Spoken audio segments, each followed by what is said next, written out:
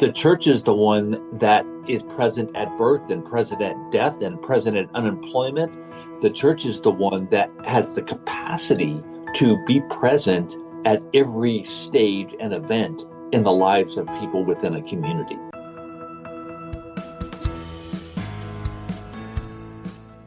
Hi, I'm Karl Vaters, and welcome to the Church Lobby, Conversations on Faith and Ministry. My guests in this episode are Dr. Shaunti Feldhahn and Dr. James Sells, and we'll be talking about what to do when hurting people come to church, as they do every week. It turns out that healthy churches, and as they'll talk about, especially smaller healthy churches, are uniquely situated to alleviate those needs in healthy, life-giving ways. Even if your church can't afford the time, money, or personnel, or you think you can't afford the time, money, or personnel, you can still serve people well in these areas. Our conversation will focus on the care strategy, coordinated attention, restoration, and encouragement, and how churches of any size can get equipped to help when hurting people show up, starting with renewing friendships, training a care coordinator, and more. This is all based on the content of their wonderful new book, When Hurting People Come to Church: How People of Faith Can Help Solve the Mental Health Crisis, which I actually named as one of my top books of the year for 2025. And don't forget to stick around when the interview is done.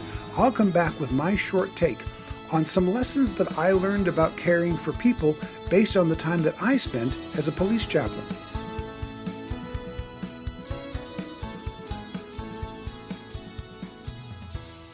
Well, welcome to the Church Lobby. It's good to have you here. Shaunti and Jim, welcome so much. Thank you for your time today.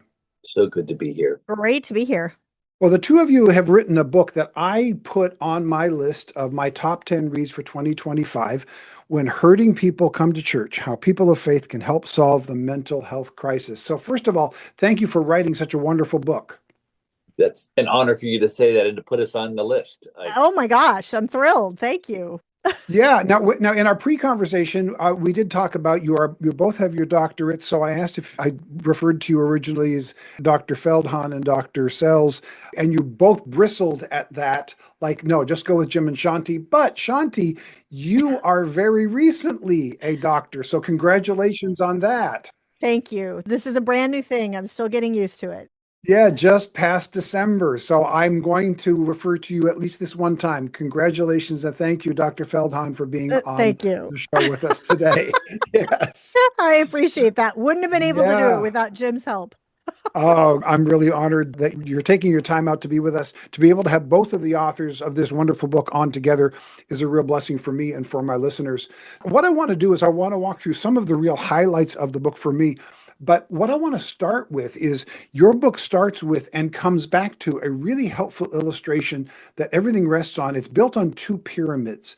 For pastors, especially because my audience is primarily small church pastors, so when they hear about having a helping ministry, helping people who are having emotional problems with their church, it's just like, I can't hire somebody to run a mental health department in my church for me. I don't have time to even sit down and talk to everybody.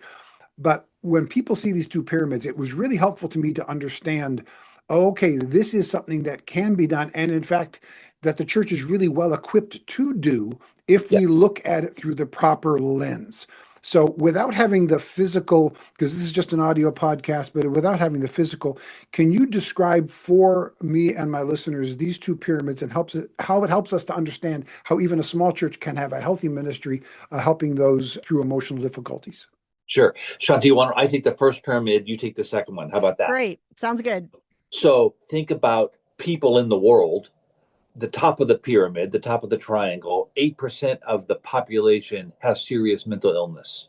These are the people who have bipolar disease, major depression. Life is really obstructed because of this condition.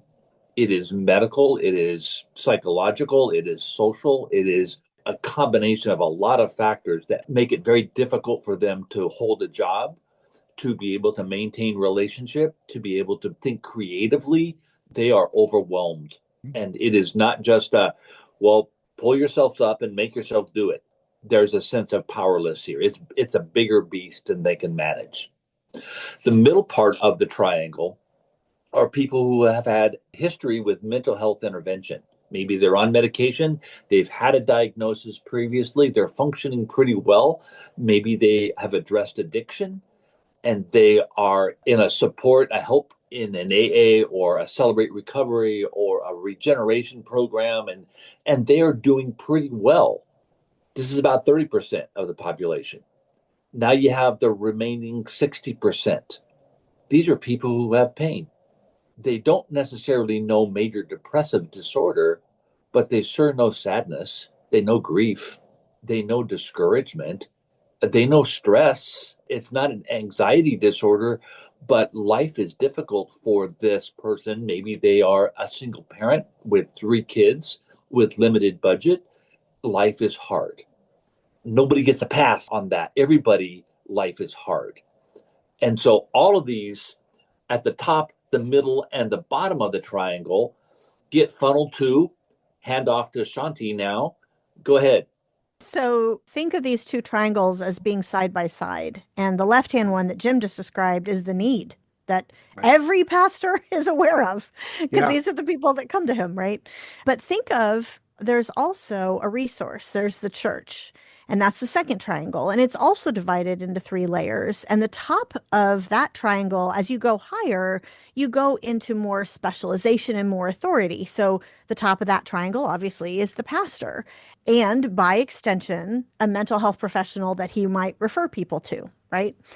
The next level down, you might call these trained helpers. These are folks who have some type of training in some area that could be helpful to people. So it could be that someone's been trained in recovery ministry, like Jim was talking about, or maybe you have a trained marriage mentor who's gone through some working with some sort of ministry or whatever. And then the next level down is everybody else, and these are just caring Christians. These are lay listeners. These are folks who, when you have grief in your life, you automatically know that this one person, you want to call them to have coffee because you know that they'll listen. And what we see today, we did a big study of more than 2,000 pastors and other church leaders in order to find out what does their life look like around these needs that keep coming in the door.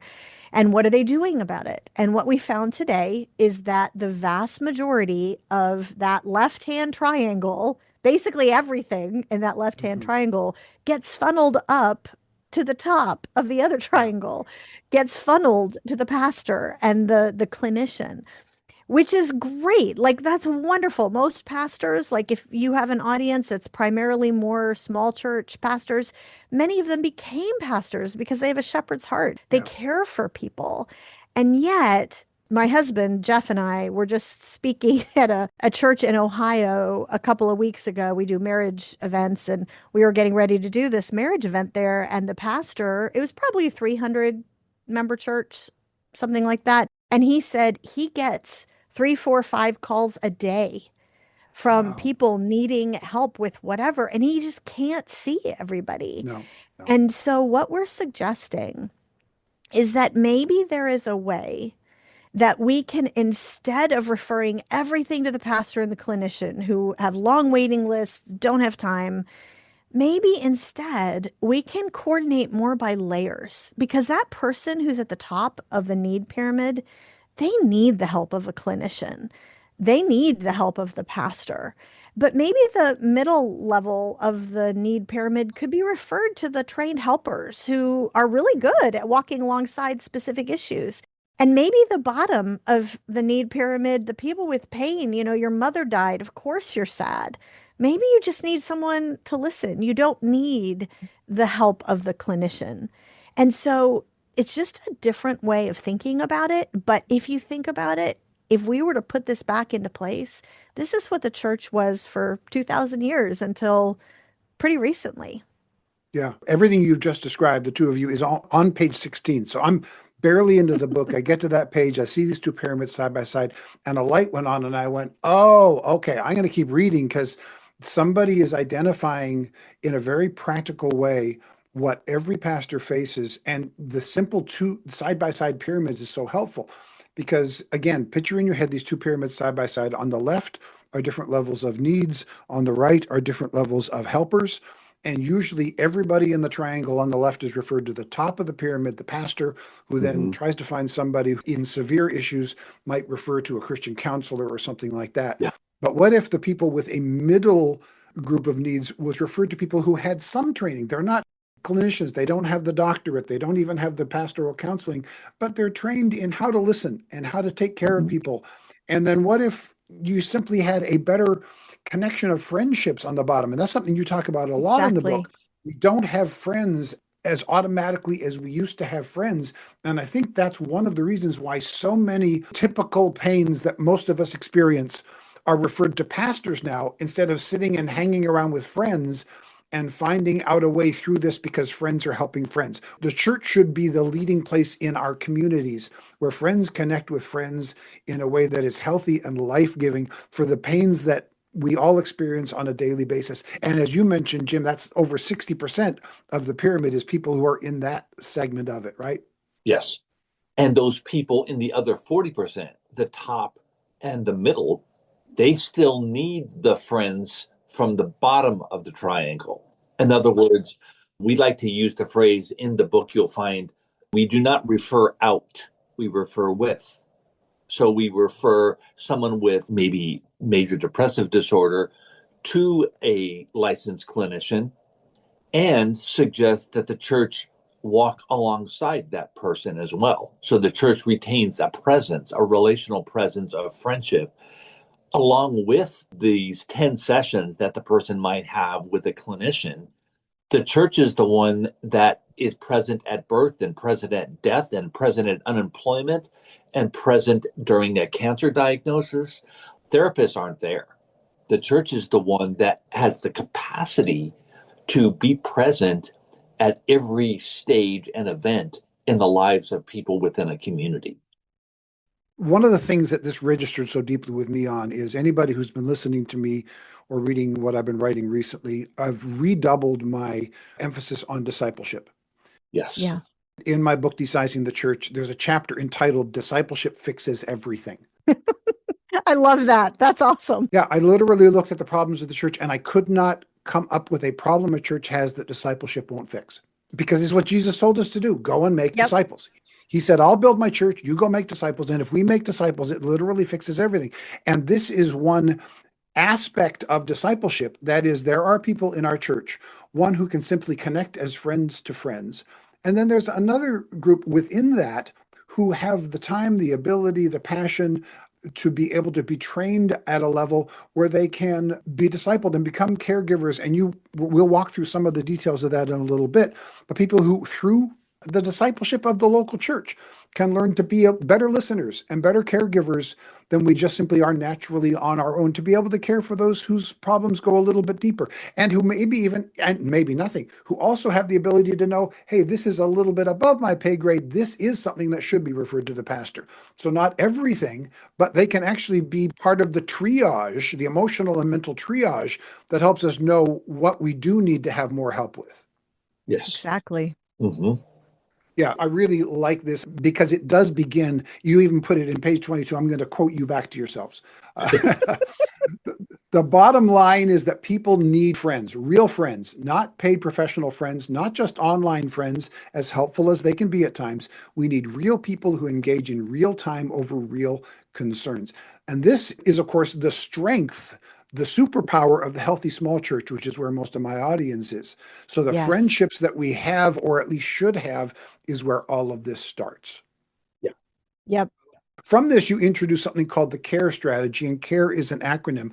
So if you can walk us through what is CARE the acronym for and describe for us how this can help us in our understanding of helping people with emotional challenges and that we can offer emotional and mental health care for. So CARE, it stands for Coordinated Attention, Restoration, and Encouragement. And it's basically a fancy way of saying, think of those two triangles side by side with the care given by levels, coordinated. Mhm. It essentially also needs someone sitting in the middle. And we call that person the care coordinator. You can call it anything you want. And this is basically what we saw like I said, Jim and I spent 2 years interviewing and surveying these 2,000 pastors to find out, what are you already doing? What are you needing? What are your perspectives on this? What are the heartaches? And one of the things that we found is that when a church was already doing this pretty well, and there are thousands of churches out there of every size that are already doing this pretty well, we Mhm. wanted to see what were the common denominators, like what was making it work well. And one of the things that we saw every time was that they had a coordinator of some kind who was sitting in the middle and going, okay, I am going to be the one that takes the calls. When someone calls the church office in pain because their spouse just lost their job and they're in tears and they want to talk to the pastor, the receptionist, instead of saying, absolutely, let me refer you to the pastor's assistant, will say, well, first, absolutely, we may get you to the pastor, but let me have Bonnie call you. And Bonnie's our care coordinator, and she's going to hear your story. And you know what? It may be a couple weeks before we can get you into the pastor, but we can connect you with someone who can walk alongside you right now.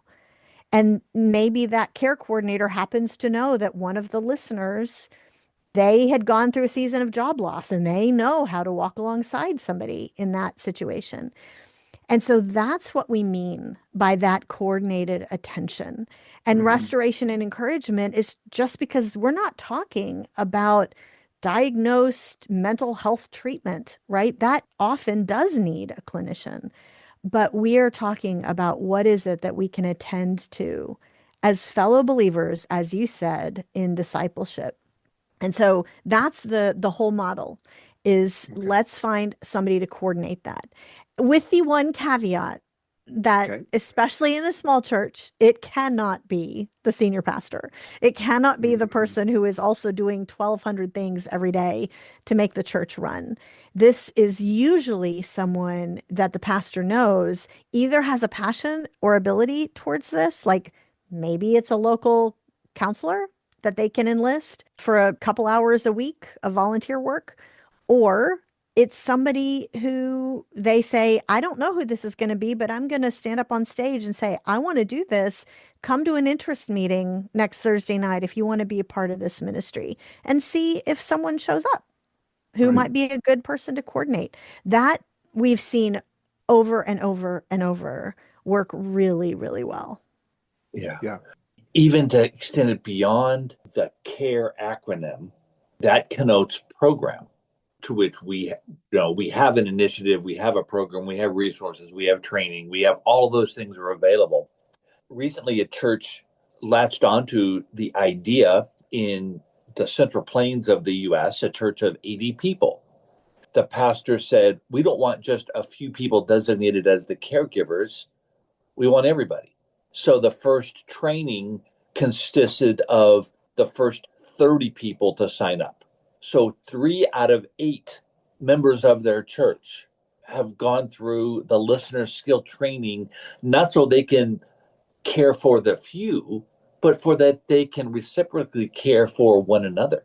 I think the small church is in a unique position, more so than the big mega church, to carry the idea that we love each other really well.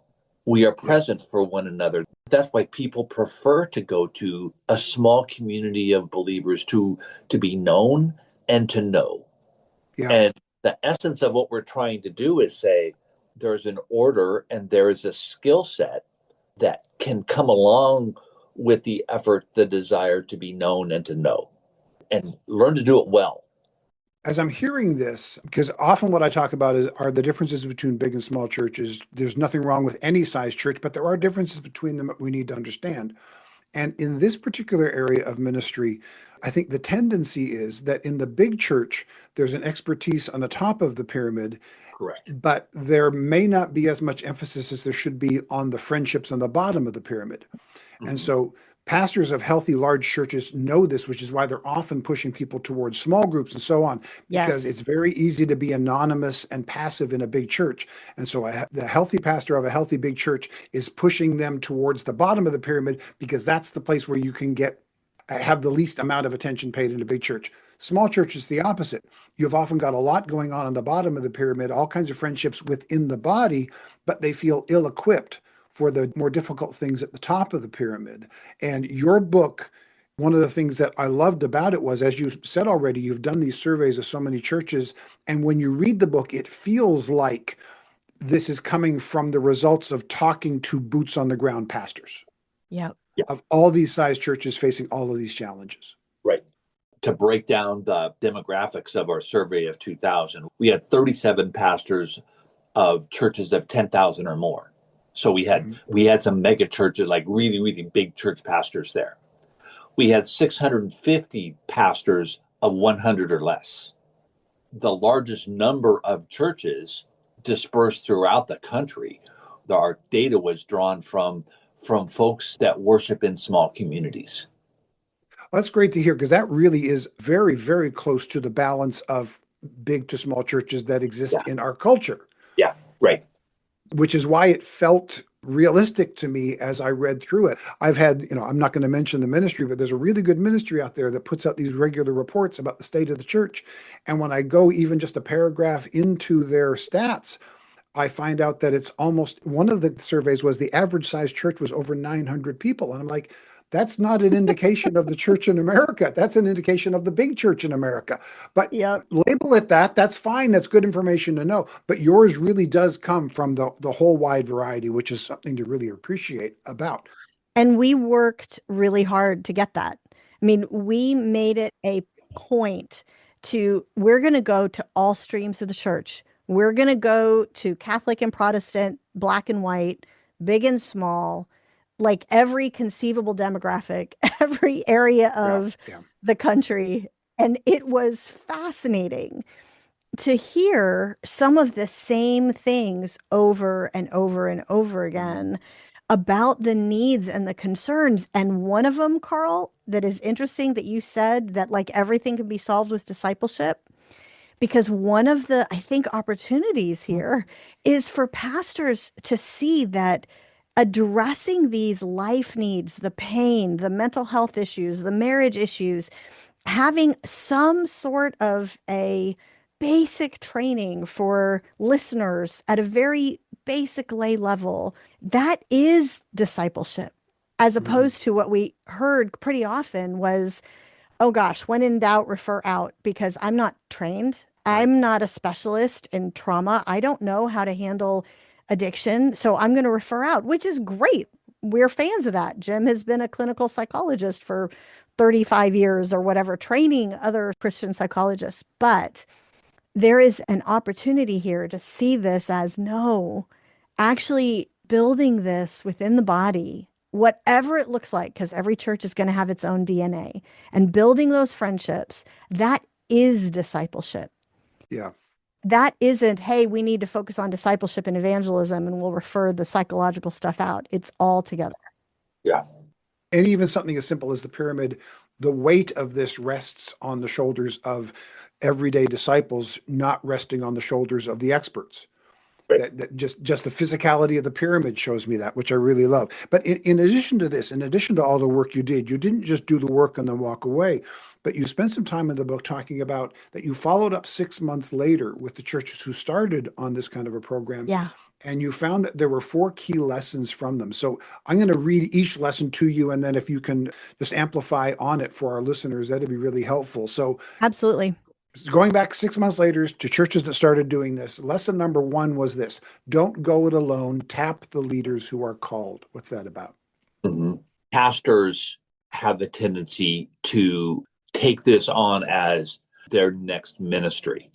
Like, no, utilize the people within your congregation and utilize colleagues within neighboring brother and sister churches to collaborate around how we are going to care for not only our churches, but our community in an evangelistic way, so that that person that is called to do this, and there are in every church, there are people who have been touched by suicide of a child, of an adolescent. There are people who have had a cancer diagnosis and now are in remission. There are people who have lost their house to foreclosure.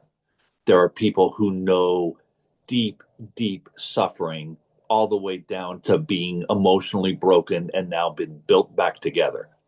These folks have stories to tell and love to sit with other people, but they don't know how. They haven't been organized, utilizing those passions to build out these ministries, not the pastor like coordinating themselves. This is like identifying the right people and just letting them fly. Because once they're empowered and once they're resourced with, okay, here's the coordinated way of doing it, then they can build it. And it doesn't have to be the pastor who carries the burden of it to make it, along with everything else, happen. Yeah, that's really important for pastors, especially to understand. This is not adding a burden to your load. Yeah, This is removing one from it by coordinating it and by discipling your own people to care for each other and for others who come in. I used the expression earlier, triage, which may not be a I familiar love term it. to a lot of our listeners, but triage, my understanding, was created by medical professionals in war zones when you'd have Yeah, a whole bunch of wounded come in. You had to decide immediately who gets first treatment, who can wait for a little while because their wound isn't as bad.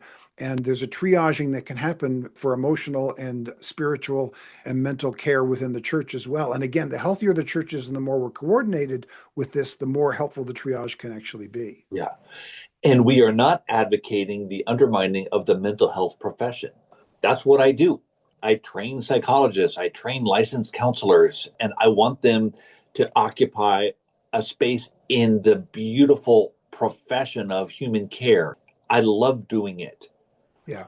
but I also love empowering the church to attend to the needs of people that I am not capable of attending to as a clinician with my ethical boundaries.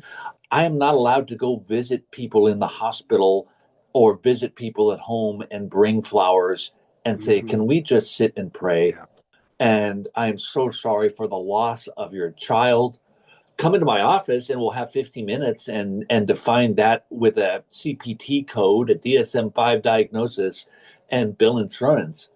But I want you as the church to be the one that does the living and the dying in the community. I'm going to help with crisis and empower you to do all the things that you can do much better than I can.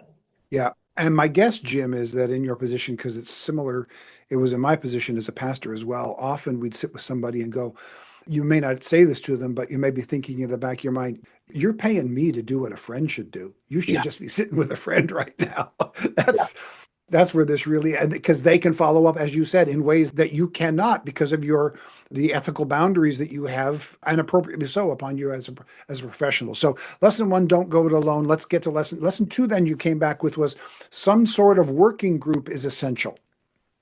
Yeah, we found that this was a pretty important linchpin. There were several, as you pointed Mhm. out, but all the churches that did this successfully had something like a working group, especially if they were starting from scratch.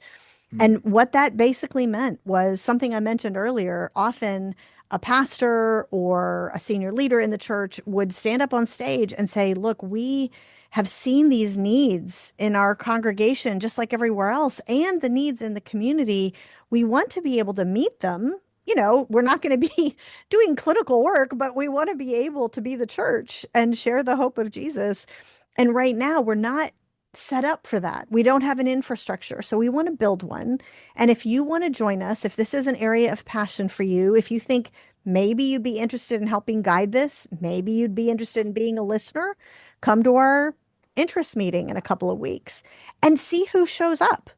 And one of the things that we heard from people was this really encouraging movement where there were plenty of people in every one of these churches that had been kind of on the sidelines, but this felt like something that they could do. And this felt like something that they were interested in. For example, and I'll tell you something my husband actually said when we were talking about this, because we're starting this at our own church. he said, I came to Christ in the late great planet Earth days, right? Like all the churches were talking about Jesus is coming back, so you better be out on the street corners with the tracts. And he's like, that is so not me. And he said, and yet now we're talking about this need that is overwhelming the church. And you're saying that people who need the hope of Jesus might come to me, might come into the church looking for that hope? Absolutely. There is so much more of a feeling of permission. Like I'm able to help somebody who's looking for it and share the love of Jesus at the same time. And so that really gets a certain type of person, which is probably the type of person you want to start with. Yeah. So even in a smaller church, there's going to be a working group available. Is that what you found? Oh, absolutely. Now, one of the things we actually found, just as a sidebar, that I thought was fantastic was several of the smallest churches that we talked to talked about coordinating with other small churches. And one of the reasons for that, especially in the small churches, was that if they put together like a joint working group, like, hey, we have these four churches in our, area of, as one real example, the, farmlands of Oklahoma, was talking to this one pastor of a 100-member church in rural Oklahoma, and they were putting together, I think 4 or 5, I can't remember exactly, but some number like that. And one of the reasons that they were working together was to have listeners at the other churches that, hey, when you've got a small church and kind of everybody knows everybody else and everybody, as he said, it is in everybody else's business and you're related to like a bunch of the people in the church, you may not want to have like the lay listener in that church be your person. And so you could go to the church a couple miles Yeah. down the way and have a lay listener there that can walk alongside you, help you work through a couple things. And I thought, yeah, great. Like that's the kind of stuff we heard, that just everybody did it differently. But the key was they were doing it purposefully. So the working group is essential, and there are creative ways to have the working group come about. Yeah.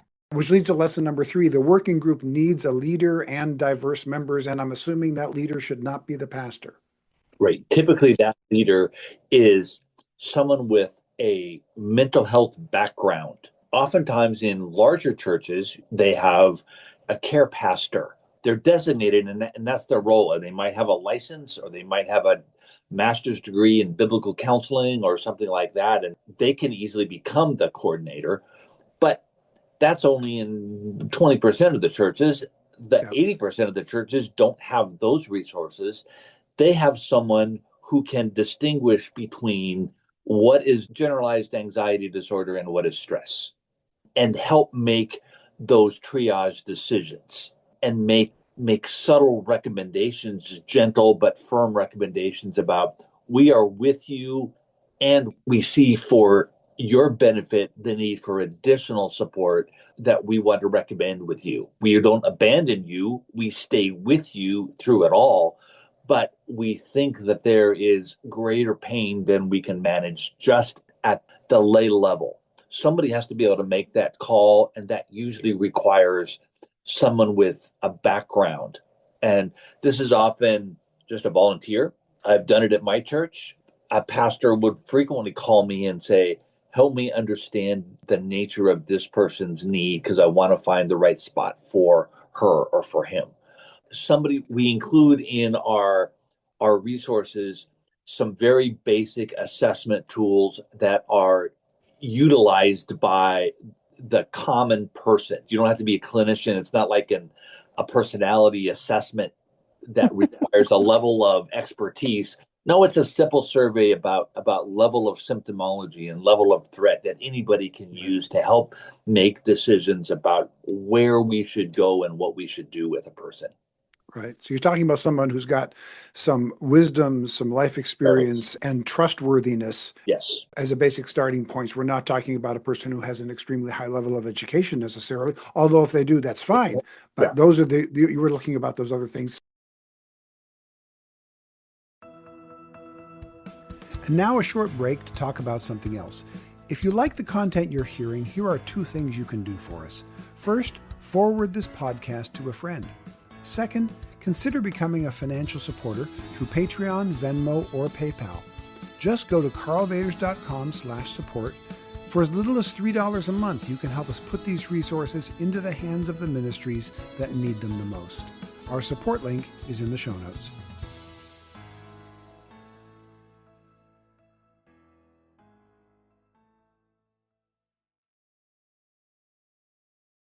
That's the leader part of this, but you also say the working group needs diverse members. Yes. So we want to draw from the full community of the church. So it is not for an age group. It is not for a male or a female group. We've got to think how we can creatively attend to the full community of our worshiping body and also the community that we live in. So to think of, it is more common for women to be responsive to this ministry than men. Right. So we have to think strategically then about how men will be engaged in their own help-seeking relational formation. How do men get those needs met? By and large, they get those needs met through common activity that then allows for conversation to emerge out of the activity. Yeah. Whereas it's more common for women to engage face to face, sitting across your room, sitting across from one another at 4 or 5 feet and talking, bearing our soul. That's not a common male experience. So we have to be able to think of this is for everybody, not just for the ones that are easily responsive. Yeah, and we all obviously know exceptions to all of these rules, but typically, as the saying goes, women, as you said, do things face to face, guys do things shoulder to shoulder. Having both of those representations in the room is helpful. Plus, as you mentioned, so many other things too. I think socioeconomic background, ethnicity, especially something that, especially in a way that represents the population of your congregation and of your community. Having all those voices in there is very, very helpful, which leads then to lesson number 4. And this is one thing that I really loved. It's so many things I love. This is one of the things that I paused and went, oh, somebody's actually addressing this. Before a full rollout, try a pilot phase. You got to know this. For years, as part of my general teaching to small church pastors, I have told them the expiration date is your friend. Anytime you launch a new initiative, put an expiration date on it. If it doesn't work, it didn't fail, it just reached its expiration date. If it does work, then you can continue it. And this idea of a pilot phase, you don't just start it and say, we're going to do this forever now. You do it as a pilot program. You get to work the kinks out. You get to see what works and doesn't work. So talk to us through a little bit what a pilot phase looks like. Well, it's actually what you just said. Okay. It is being able to pull together, for example, that working group under the leadership of a care coordinator and to say, okay, we are going to try this with basic, like some listening training. And, again, we're not talking about the big, like a Stephen ministry that has 52 hours of training. Although if you want to do that, that's awesome. Like the listening training that the Church Cares, our initiative created, is 6 hours. And it works as like, the fall Bible study or whatever. You don't have to make it something new and different. It can just be whatever your church already has. But now you have this new way of looking at things that is different than maybe what your church has already had. And so let's just do it. Let's see what happens. Let's have a limited group, like you said, for a limited time. And we're going to train 5 people in how to listen. Right. And maybe we'll work with one other church down the way and see how it works. It's actually really interesting that you mentioned in the last couple minutes about the difference between how men and women will seek help and care. Because one of the churches in Iowa, I think, somewhere in the Midwest, I think it was Iowa, fairly small church. I want to say 200, 250 member church. They had done this with a pilot phase and had sort of gone, okay, what's working, what's not working. And they had all women seeking help and no men. And they're like, we have men who are listeners and what's going on. And so the men who were part of the working group, again, you need a diverse group. The men who were the part of the working group went, huh, I have an idea. And so one guy came up with an exercise challenge group. And so they would get together. He was like, hey, everybody wants to be in better shape. Not everybody is. And Right. he said, so we're going to get together and we're going to do, and there was some program that they kind of borrowed, and I can't remember what they called it. But on Saturday mornings at, I can't remember what time, like 8 a.m., we're going to meet in the church in kind of like the fellowship hall when it's cold and outside when it's not cold. And we're going to do this many push-ups and we're going to do this many this and this many that. And we're going to kind of up our game. And then afterwards, we're all going to go for coffee. And they set it up so that a couple of these trained listeners were part of that group. And suddenly you have men who are like friends with each other and sharing life and getting all the good feels of the exercise and part of a group that they could have left and not gone to coffee, but most of them did. And suddenly now they're in a position where they feel able to share. So I thought that was brilliant. I thought that was a brilliant idea. Yeah, it's a wonderfully helpful illustration because I think up until now, for a lot of people, they may have had this idea that it's a sit around a circle, share your feelings group. But for guys that I don't know Jim, what is it about us that if it starts with competition, we're in. But it becomes a leverage towards the deeper things, doesn't it? Yes. It is not true that men feel less than women. Right. It is true that men are usually slower in identifying the words that label their feelings.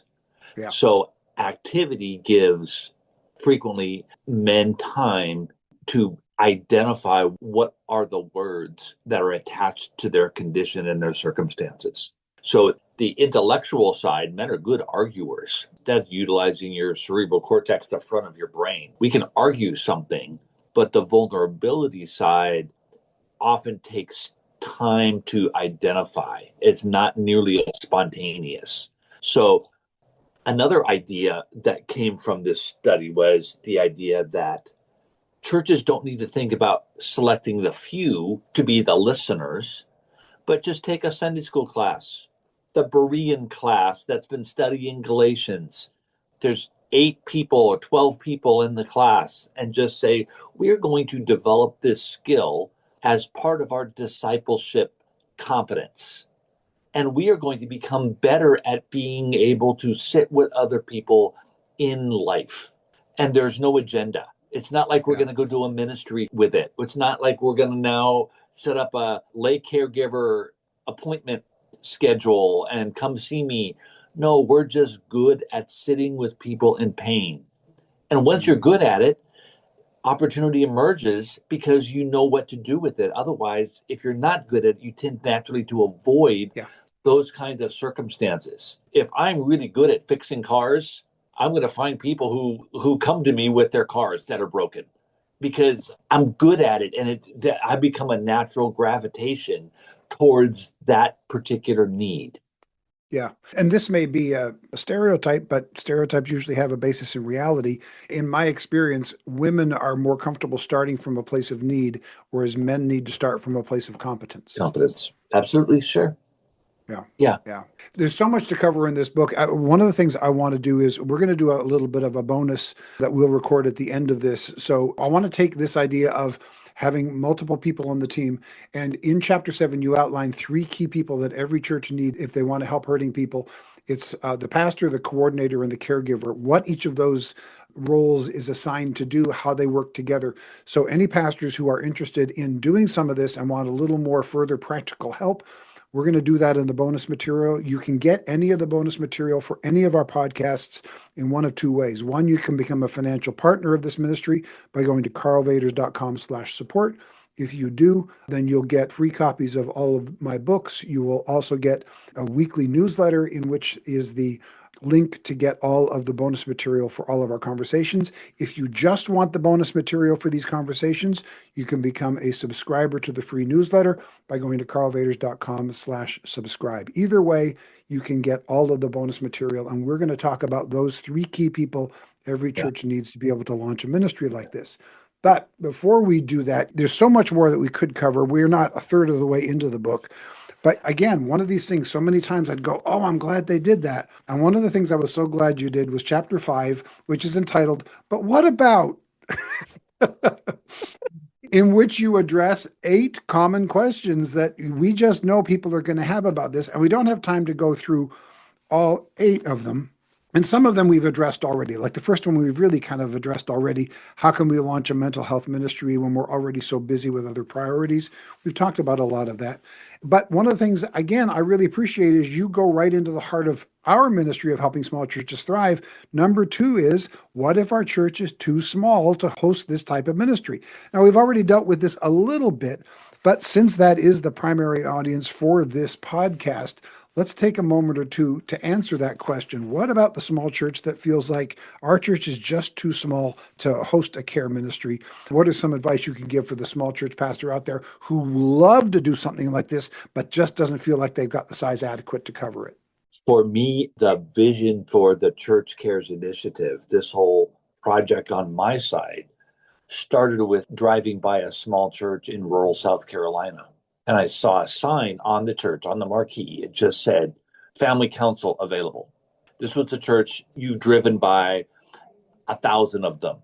Brick, white steeple, small parking lot, and a couple of bushes, and a sign that usually said Sunday school 9:30, worship service at 11, prayer meeting Wednesdays at 7. That's the standard marquee sign because Right. the worship, that's what we do to attract people to come to see us. Right. This church was saying, we have a different vision.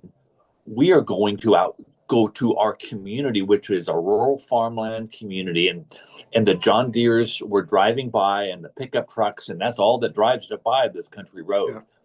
And they're saying, you got a kid that has an addiction, come here. If your marriage is in crisis, if your spouse had an affair, come here. So the small church, to me, is the place where this is supposed to happen. Because the small church, as its definition is, it's just a group of people who know one another and can share the meaning of the gospel power with one another in relationship over all the details of life that they face daily. So to me, the small church is where this is more easily created rather than the well-resourced church. If I could just jump in there, Sure. I'm Yeah. sure that there are pastors listening and going, but I need the resources. But I Like, need I the don't know what resources. to I do. got a big church. I know. Absolutely. And so, one of the things that we haven't mentioned, I don't think, just so that everybody knows, so that if you're the pastor of a church and you're like, I would love to, but I don't know how, that's the reason why the Church Cares Initiative that Jim leads, that's why it exists. And we had a wonderful major donor who had gone through these issues with their family, didn't get the help they needed from their church, and said, we want to build this and offer it for free so that the church can step in and actually be the hero in the mental health crisis. And so we've spent the last 2 years taking all of these lessons that we've seen from all these churches that are doing this well, including the small ones, and putting it into what we call the Church Cares Kit. And it's free on our website. So if you go to thechurchcares.com and make sure it's thechurchcares.com and click join us, you'll see where you can get the kit, and it's completely free. It has the listening training. It has things like an intake form. It has okay, how do I know when to refer? It has all that kind of stuff in it in order to help you actually implement this. Yeah, we'll make sure there's a link to that in the show notes as well. The Church Cares Kit through the Church Cares Initiative. I love that illustration of the church just simply putting that on their marquee out front, because everybody knows that I can go to a church on a Sunday morning for a service. So there's nothing wrong with having, in fact, we should have the times out front so that people are aware of that. But the idea of putting something out like that, you may be the only church in town that does that. And it's not because we're competing with others, but now there's an out front opportunity for help that a church is offering that people might not even think to go to the church for. But that in fact, so many churches are actually very adept at doing, lets people know. Again, it's one of the principles that I talk about with small churches is once you figure out what you do well, front load the value, let people know up front, we offer this right away. And if you can let people know you offer this as a congregation, they know you have Sunday services. That's great. They don't know you have this. And when you do, and they know about it, it's an opportunity for outreach into the community that we may be shortchanging ourselves of. So this is just one of the, I'm going to go through a couple others. I'm just going to read a couple of them so that people can know what they can get in the book. On the But What About chapter alone, wouldn't it be safer to stick with trained professionals? And you answer that question. And what else have we got here? Is it realistic to create a full service center with licensed professionals, even if we want to? What about those who are interested in that? And here's one really practical one. I'm going to ask you this and ask you to comment on it because I know my practical pastor friends out there, some of them are asking this question already. If I set up a care center like this, question number 7, what if the church gets sued? That's a valid question that needs to be asked and answered. So help us for those who are already asking that question in their own minds out loud right now. What if the church gets sued? On our resources page on our website, you can click on that and scroll down. A Regent law professor with a Yale law degree answered that question. He also was the former executive pastor of a large church, so he knows church ministry, he knows the law, and he emphasized with churches, you live your calling. Mm-hmm. So if in your bylaws and in your mission statement, you're including this type of ministry as an outreach to your calling as a church community, you are fully protected. Now you can be sued by anyone, but in terms of the legalities of meeting your obligations, if you are inside your mission statement, now if you are practicing outside, then there is a vulnerability that has to be, if you're running a clinical practice with a licensed psychologist and that person is operating more like a church than a clinical practice utilizing their license, then you have an overlap and some confounding interests. But if you are functioning as a church, and a church that says we seek to address the emotional, spiritual, physical needs of our community and to attend to the people who come to our door, and then refer to people who are indeed having greater need than our mission statement covers, we are in really, really safe ground. Okay.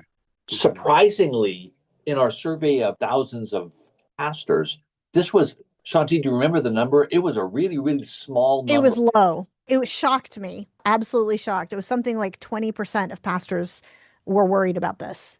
And I think it's because most pastors are entrepreneurial and they're like, you could get sued because a small group leader says the wrong thing. Yeah. Right. Like, I mean, you can get sued for anything. And so they've kind of baked it into their assumptions. Yeah. But there's something about mental health work that sometimes feels a little bit different.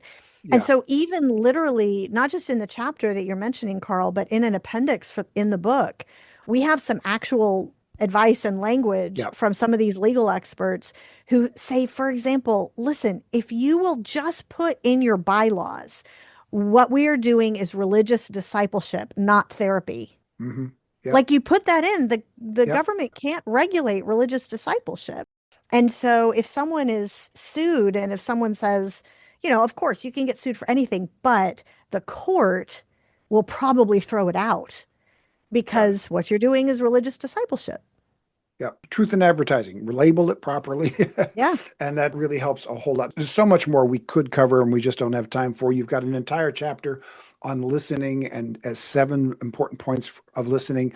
As the book goes along, the last third or so of the book is very practical in so many different ways. So I really encourage people who are interested in this and who want to follow up more. You can start after listening to this podcast by picking up the book, When Hurting People Come to Church, How People of Faith Can Help Solve the Mental Health Crisis. I highly, highly, highly recommend this. And we will be doing the bonus part. We're going to talk about the 3 main roles that need to be fulfilled to be able to launch this kind of initiative in your church. But before we go and we record that and let you go from this main podcast, I've got the lightning round questions for each of you to answer. Okay, here we go. First of all, what are the biggest changes you've seen in your field of ministry in the last few years, and how have you adapted to them? First is AI is changing the world.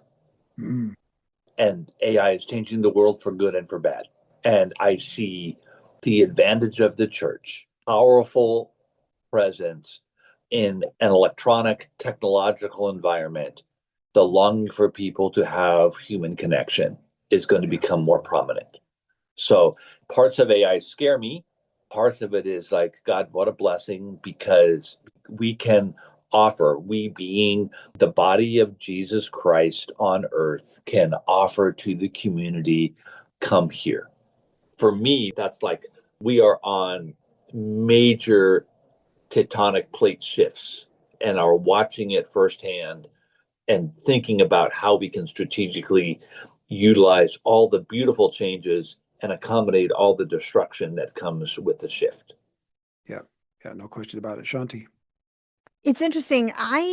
As a social researcher, I've spent the last 20 years talking to people and hearing what are the needs and trying to get a sense for what's going on. And the biggest change that I've seen as I've done these interviews over especially the last 4 or 5 years, has really been this emergence of assumption that what I have as part of my distress is a mental health problem. It's like, I don't know how to handle uncertainty. I feel anxious, so therefore I have an anxiety disorder. And some of that is positive because there's much less stigma around Yeah. seeking help for mental health, that kind of thing, which is great. And yet, this sort of pathologizing, to use a big word, of everything also carries with it a sense of helplessness and a sense of, I'm not sure what to do, or I need a therapist and I don't have one. And so when you ask how have I adapted to that, it's actually one of the things that pushed me into this project, candidly, because of seeing the need for the church to step into that space. And as a researcher, it's also one of the reasons I'm doing another project I just finished the research on. I'm in the middle of writing the book for individuals to take responsibility for their own mental health. And like, here's some things that you can do. Because if you're in distress, it doesn't necessarily mean that you have a clinical disorder. It Right. could just No. mean you have life pain, and that's Yep. okay. So here are some of the habits of the people who are the most hopeful, the most joyful. It's kind of like what the Apostle Paul said, right? I've learned the secrets of being content in Hmm. anything. It's like, okay, what are those secrets? And so that's really the reason I did the project, to try to figure that out. Yeah. Wonderful. That's great. Number two, what free resource like an app or a website has helped you lately that you'd recommend for small church ministry? Can we do an advertisement for our free The Church Cares kit? Absolutely. Because honestly, that's one of the biggest things that I think will help any church listening to this. Sure. Yeah, we have tried to put together just by going on and signing up on with your email address, and that's just so we can communicate with to you with our newsletter. There's 100 different documents that we've created, and the videos, the training manuals, everything a church needs, big, small, middle. Spanish, it's we have a Spanish version that it's also distributed. So all the content that exists on videos is now translated, utilized in Spanish. So we have tried to build out so it's accessible to the world. If there's one thing, it's not free, but the most influential book that I have leaned on in thinking about all this, because we're not just talking about, oh, do this program. We're really talking about a cultural shift in how the church does ministry. So, it's kind of funny. I'm trained as a psychologist and Shaunti as a social researcher, but what really becoming is evangelism and discipleship strategist. That's a surprise. Andy Crouch's Culture Making has been a phenomenal book for me to think about how this thing works, how to create culture, create a new culture, which is actually a new product. Creating a new product that fits a need is how you build new culture. So I found that book really helpful in thinking about a different way of doing ministry. So that would be Andy Crouch, Culture Making, published by IVP. Got it. We'll put links to that in the show notes. And with your permission, I'll put a link to a PDF of those side-by-side pyramids that we've been talking about Yeah. so people can physically see that. Oh, It that's would be very, great. very helpful for them. Yeah. Yep. Third question, what's the best piece of ministry advice you've ever received? I'll tell you mine early on, because, and this is something actually that I've now heard from multiple pastors, but when I first started into ministry, it was a bit of a rocket ship because my book sort of unexpectedly became a bestseller, several bestsellers, and I was completely fried. I mean, I wasn't getting any sleep. I had little kids. Like it was it was pretty hard. And I feel for many of the pastors out there because they're even busier than that usually. And I had a sweet older woman in our congregation who sat me down, saw how exhausted I was, and she said, "You need to find people to help you do the things that you don't have to do, to free you up to do the things that only you can do."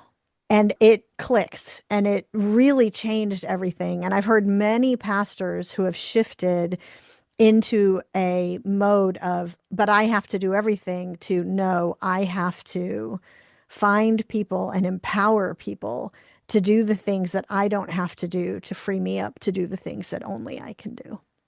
Yeah, that's huge. Jim? I have come to appreciate just showing up, and amazing things happen when people get together. I've come to rely on my spontaneity to be much more effective for me than my detailed planning. So that sense of I want to show up and see what God does and allow for the unique traits and characteristics and skills of those who are present to spur one another on. Yeah. Terrific. All right. From the sublime to the potentially ridiculous. What's the funniest or weirdest thing you've ever seen in church? So I was speaking at a, sorry, this still just cracks me up. I was speaking at a large multicultural church in California. Pastor's African American, fairly big chunk of the church is African American, Hispanic, etc. And when I came on stage, I could see everybody go. My husband and I were getting ready to do a marriage conference, right? And Mhm. we knew the pastor well. And when I came on stage, I could see the congregation's eyes get big, and Mhm. because because they all thought that I was black because of my name. Yeah. Mhm. So the pastor's like, "This is not who we thought we were getting when we heard that we were having Shaunti come." Yeah. So that has happened more than once, actually, and it always cracks me up. Yeah. I can imagine so with the first name for sure. Yeah. Yeah. Jim. I'm allowing my mind go to the absurd. The 6-year-old boy who, after in a traditional church setting, they passed the offering plate and they were about to do communion in maybe a traditional evangelical method of passing around the two trays. And he says out loud, "I paid my 25 cents. Now where's my juice?" That's The awesome. answer to that is Jesus paid it all. That's hilarious. That's awesome. You got to love what the kids will do for that. Thank you so much for your time today, both Jim and Shaunti. And we are going to do about 5 minutes on the 3 key people the church needs to do this well. So we'll put links in the show notes to how to get all of that bonus material. But thank you so much. And your book, I highly recommend it. One of my top books of the year. I'll have a link to my top books of the year article in the show notes as well. When Hurting People Come to Church, How People of Faith Can Help Solve the Mental Health Crisis. Thanks so much for your time today. Thanks so much. Thanks, Karl. Well, several years ago, I spent some time as a volunteer police chaplain for our city.